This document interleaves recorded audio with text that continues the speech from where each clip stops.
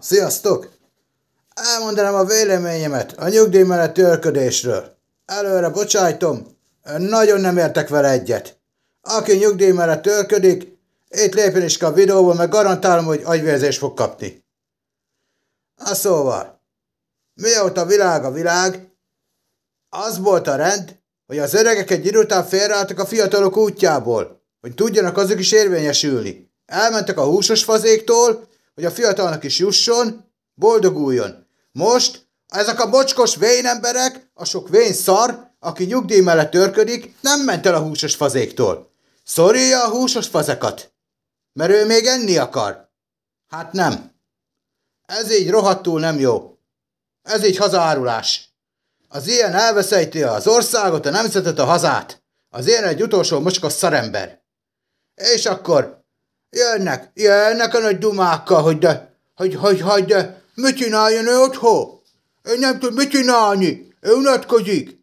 Igen? Akkor verődjetek össze, azt kártyázzatok filléres alapon. Nem, be kell venni magatokat a munkahelyre, hogy elvegyétek a fiataltól a helyet, meg a megélhetést.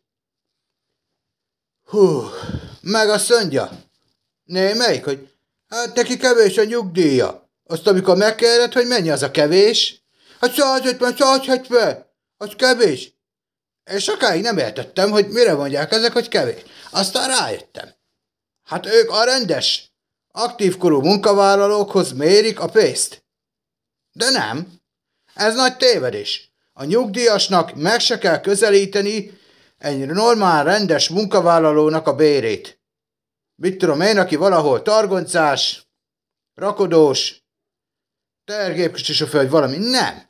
Az ő pénzüket a nyugdíjasnak meg se kell közelíteni. Innentől fogva semmi valóság alapja annak, hogy ő neki kevés a nyugdíja, mert ahhoz nem mérheti. Akkor van még az a duma is, hogy hát erre a helyre fiatal nem is jönne. Ez sem igaz. Nem egy-kettő, sok helyen voltam. Én is, úgymond fiatal, sőt, még nálam fiatalabbak is. Amiről azt mondták ezek a mocskos vénemberek, mert aki nyugdíj mellett őrködik, az mind mocskos vénember. Amire azt mondták, hogy erre fiatal nem is jönne. Dehogy nem. Nagyon is.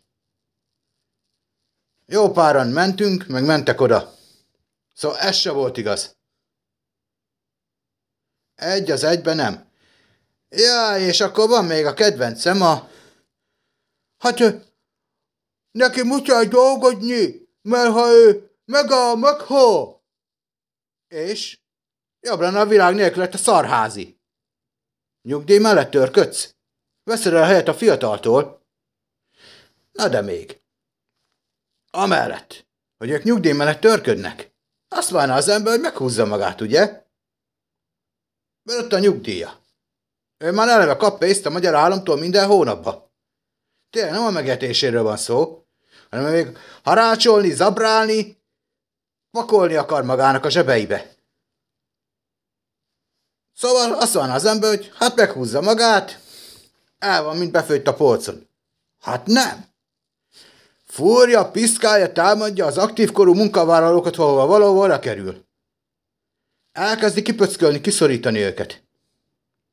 A főnököket állandóan azzal traktálja, hogy mit csinált az aktívkorú munkavállaló, mit nem csinált az aktívkorú munkavállaló, mindent felnagyít, hazudgál. Ezt csinálta, azt mondta, hablabla, ez az ember rosszul dolgozik, ennek az embernek nem is kéne így dolgozni, bezzeg ő, milyen jól dolgozik, őt ki kell emelni, a nagy öreg, nagy hordó fosadék bácsit, fiszinfaszon bácsi, gecimaci bácsi, a sok rohadt rakás szar. Túrják ki az aktívkorú munkavállalót, mikor nekik ott van a 400, 500, 600 ezer forintos nyugdíjuk. Vagy akármennyi, lényegtelen. De túrják ki. Kitúrják az aktívkorú munkavállalót, és egyszer nem tud sehova elmenni. Mindenütt iszonyatos a túljelentkezés, nyugdíjasokat vesznek fel, vagy ha netán nagylelkűen úgy döntenek, a dráglátos vagyonvédelmi vállalkozók, hogy van 2-3 hely, amire na jó, hát akkor most 2, és nem csak nyugdíjast veszünk fel.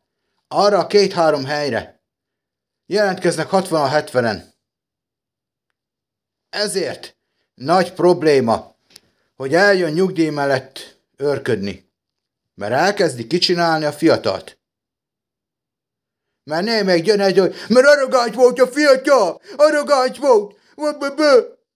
Miért? Mert jön a mocskos vérember, a nyugdíjas faszopó, és ő neki állna parancsolgatni. Csicskáztatni a fiatalt, mert ő öreg. Hát akkor maradjál otthon, bazd meg. Ne gyere te főnököt játszol a munkahelyre. Hú. És nem csak egy helyen van ez. Nem egy-két helyen hallottam. Felvettek egy vagy két nyugdíjast. Ja, a rokkanyugdíjasokat is ide számolom. A rokkanyugdíjas is nyugdíjas. Előnyugdíjas, rokkanyugdíjas, öregségi nyugdíjas. Ez mind egy az egybe, cakkumpak. Ez a nyugdíjas. Szóval felvettek egy helyre egy vagy két nyugdíjast, és pár hónap múlva már a nagy része ki volt rúgatva az aktívkorú munkavállalóknak, és azok helyett is nyugdíjasok lettek odavéve. Mi is hasonló, kedves nézők, mi is hasonló? A rák! A rák! Először a szervezetben csak egy rákos hibás sejt van, aztán elkezdi megölni az egészséges sejteket, és a végül már minden sejt egy az egybe rákos. Először csak egy nyugdíjas, esetleg 2, elkezdi kipöckölgetni az embereket, már 3, már 4, már 5, már 6. És hogy is jutottunk el eddig? Hát azért, mert 1990 óta, sőt, még hamarébb.